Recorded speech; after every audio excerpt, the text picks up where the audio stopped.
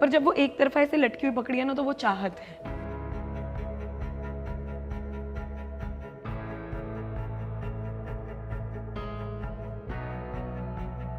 Hi Nayab, welcome to my show impact stories. Hi. तो पहले दोनों मैं ऐसे बात करता हूँ कि मतलब कैसे आपको ये पोइट्री का थॉट आएगा, ये तो मुझे करना ही करना है। मुझे तो ऐसा लगता है कि मैंने कविताओं को नहीं चुना है, कविताएं इतनी मेहरबान हो गई कि उन्होंने मुझे चुन लिया। I was a very Fairlie lonely child.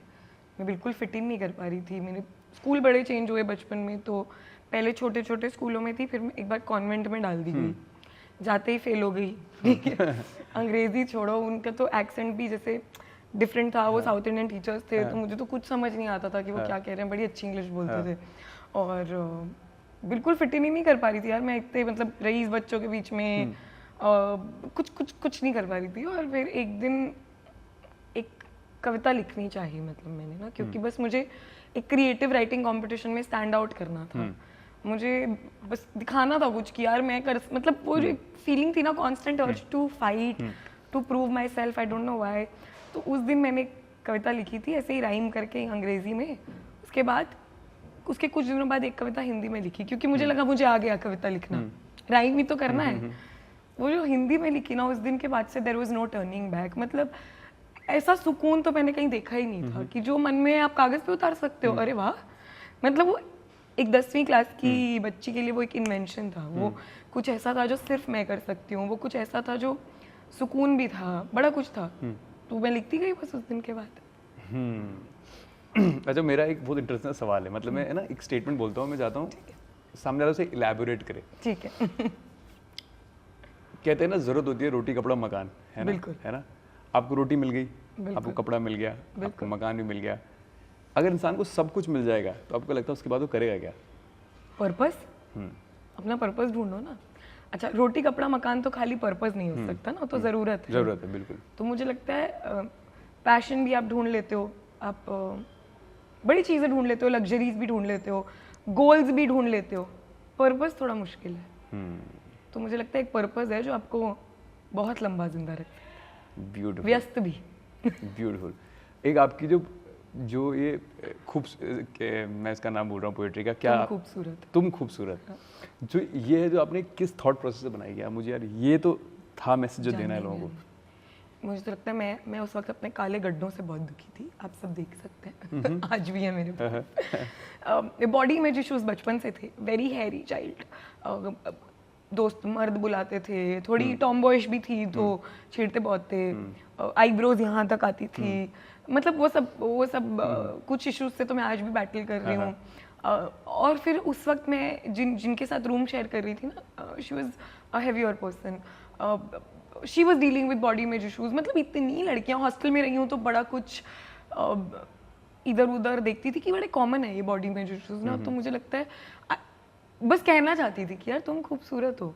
हाँ, पर मेरे सेल्फ लव में कभी कमी नहीं थी। हाँ, मुझे काले गड्ढों से दिक्कत जरूर थी। एक बार आईने में देखती थी तो लगता था कि काश ये ना होते। 100 तरीके सोचती थी। मम्मी कहती आलू लगा ले, टमाटर लगा लो, मतलब घरेलू नुस्खे।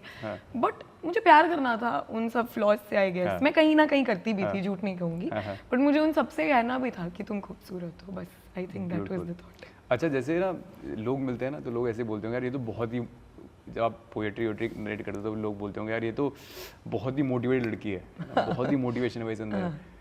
तो वो तो एक ब्राइट साइड हो गया, बिल्कुल, है ना? तो अगर लोग कहेंगे नहीं इसकी जिंदगी में तो खुशियाँ ही खुशियाँ, क्योंकि बहुत ही मोटिवेटेड है, तो डार्क साइड कौन सा है? एक बात कहूँगी, ठीक है, कि when I was with my mother in her body, I think she was in pain, in a mental pain to say so. मतलब वो जूझ रही थी, मतलब वो अपनी नई शादी फिगर आउट कर रही थी, अपना करियर फिगर आउट कर रही थी। 23 साल की थी मैं, 27 की हूँ, मैं भी इतना कुछ फिगर आउट कर रही हूँ। I can not even imagine myself at 23 and what a woman she has been through and through. और बड़ी एम्बिशियस औरत है वो, बड़ी, मतलब वो तो उसको तो दुनिया जीतनी थी उस औरत को, और वो बड़ा कुछ फिगर आउट कर रही थी। बट शी ऑलवेज सेज कि उनके काफ़ी मुश्किल दिन थे वो। सच कहूँ तो मेरे पास कुछ नहीं है दुखी होने को, सच में। मतलब I am a very grateful person. पर वो जो पेन है ना, जो मैं फील बहुत ज़्यादा करती हूँ, मुझे लगता है वो मेरे बनते बनते ना मेरा हिस्सा बन गया जब मैं बन रही थी। I honestly feel that way and I am not saying it on camera या कुछ भी. मुझे लगता है वो जो दर्द था ना वो मेरा हिस्सा बन गया.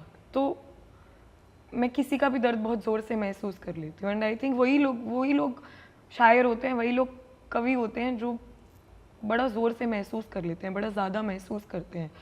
तो डार्क साइड तो दुनिया में बहुत है, मेरी पर्सनल ज़िंदगी में ना हो, बड़ी कहानियों में है. तो कोई तो कहेगा उनके लिए, मुझे लगता है.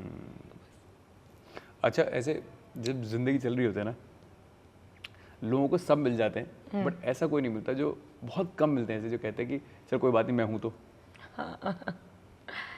मैं बड़ी लकी रही हूँ इस मामले में ना. जब मैं अकेली भी थी तो मेरी माँ मेरे पास थी कि मैं हूँ तो तू कर. मुझे कभी उसने रोका टोका नहीं. मैं आज भी बड़ी अमेज्ड हूँ अपनी मम्मी के इमोशनल क्वेश्चन पे ना, कि जैसे IQ, मेरे पापा का IQ बड़ा अच्छा है. अच्छा. बड़ा ही अच्छा है. मतलब हम दोनों बच्चों को खूब पीट के हमारा IQ अच्छा किया गया है. मतलब जितना भी हमें लगता है कि लॉजिकली हम ठीक ठाक हैं, वो हमारे पापा की देन कह सकते हैं. पर जो इमोशनल क्वेश्चन मेरी मम्मी कैरी करती है ना, दुनिया को लगेगा कि कांड है, कि इससे बेगैरत बात क्या हो सकती है. वो औरत उस इमोशन को समझ जाती है. तो मुझे कभी नहीं लगता कि मैं ऐसा कोई चीज़ करके घर में घुसूं और मेरी माँ ना कहे कि मैं तेरे साथ नहीं खड़ी हूँ. तो मैं I have been very lucky, that very privileged. जैसे आपकी जो पोएट्री है ना, उसका एग्जैक्ट मैसेज क्या है वैसे? पता नहीं यार, मुझे लगता है एग्जैक्ट मैसेज प्यार. चाहे खुद से कर लो, चाहे मैं ना बड़ी क्रांतिकारी पैदा हुई थी. ठीक है, तो मैंने कहा कि कविताओं ने मुझे चुना, क्योंकि अगर मैं कविताओं को चुनती ना तो मैं शायद नफरत चुनती, मैं शायद क्रांति चुनती, मैं शायद झगड़े चुनती. क्योंकि कविताओं ने मुझे चुना ना, तो मोहब्बत चुनी मैंने. मतलब कि अगर आप पढ़ोगे ना कोई भी, तो बड़ी फुल सर्कल आ जाती है कविता की. अंततः है ना, ये दुनिया एक गोला है जिनमें हम रहते हैं, इसकी सारी लकीरें फिजूल हैं. और अगर हम समझ जाएं कि हर चीज़ का जवाब मोहब्बत है, तो बात ही खत्म हो जाए. बोरिंग हो जाएगी दुनिया बड़ी. वैसे बोरिंग दुनिया में कोई रहना नहीं चाहता, तो मसले चलते रहते हैं, है ना.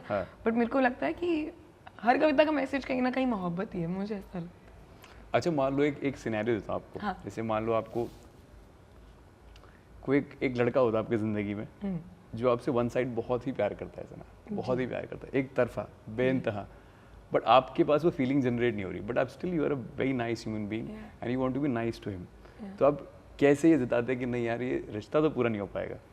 अगर ये मुझे जताना आता होता ना, तो मेरे झगड़े नहीं होते इतने, जितने कविताएं नहीं निकलती. अच्छा. सच में बड़ा मुश्किल हो जाता है ये. और ये एक लड़का ना ऑलमोस्ट हर एक लड़की के जीवन में होता है. सच बात तभी सवाल पूछा. हाँ, होता है. जिंदगी ऐसी होती है, क्या करें. और पता नहीं यार, मैं तो नहीं संभाल पाई अपनी लाइफ में इन सिचुएशंस को. मैंने तो बड़ी बाद में माफिया मांगी, ठीक है, अपनी तरफ से. पर एक बात कहूँगी कि जब लोग कहते हैं कि सबसे ज़्यादा दर्द होता है जब प्यार टूटता है, रिश्ता टूटता है, मोहब्बत टूटती है ना. और मुझे लगता है सबसे ज़्यादा दर्द तब होता है जब दोस्ती टूटती है. उससे गहरा कुछ नहीं होता. बिल्कुल है. तो अगर जो भी लोग ये सुन रहे हैं, अगर वो दोस्ती बचाना सीख जाएं तो मुझे बड़ी खुशी होगी, क्योंकि मेरी तो नहीं बची. अच्छा. I don't know how to deal with that. और आप कुछ भी कह लो, आप 100 तरीके चीज़ें उसको कह लो, उस इंसान को, जिस इंसान को ना आपसे मोहब्बत चाहिए. ये ना झूठ है कि प्यार एक तरफा होता है. मैं सच आपको एक एनालॉजी देती हूँ कि एक तरफा नहीं होता प्यार ना. एक मान लो एक रस्सी है जो आप पकड़ो, मैं पकड़ो, और जब वो खींचेगी ना तो वो मोहब्बत है, दो तरफा. ठीक है. पर जब वो एक तरफा ऐसे लटकी हुई पकड़ी है ना, तो वो चाहत है. गलत शब्द है ये, गलत लाइन है एक तरफा प्यार. क्योंकि आपको चाहत है ना कि वो इंसान आपको मिल जाए. अब प्यार मतलब है आपको, पर आपको चाहत भी है उसके साथ. तो वो एक तरफा, दो तरफा होती तो मोहब्बत बन जाती है वो. और जब वो एक तरफा है और वो चाहत है ना, तो चाहत जब नहीं मिलती तो आपको पता है कैसा लगता है. एक बच्चे को खिलौना नहीं मिलता तो हल्ला मच जाता है. ये तो एक इंसान को प्यार नहीं मिला, तो कैसे संभाल, वो मुझे लगता है बड़ा मुश्किल है उसको हैंडल करना. जैसे आपने बताया अपना, आपको देख के लग रहा है कि आपको इमोशनल साइड, बिकॉज आपका मॉम अगर इतनी इंटेलिजेंट है तो आपके अंदर भी वो गुण तो जरूर होंगे, है ना, रिश्ते समझने का. तो आपको लगता है माँ और बेटी का रिश्ता और एक बाप और बेटी का रिश्ता कैसे अलग अलग है? देखो, पूरी दुनिया तो कहती है कि बेटियाँ पापा की लाडली होती परी हैं, होती हैं। पापा की परियां होती हैं। मुझे तो मेरे पापा ने बिल्कुल परियों की तरह नहीं पाला, उन्होंने तो मुझे पूरा, मतलब मेरे घर में किसी ने कभी फ़र्क नहीं किया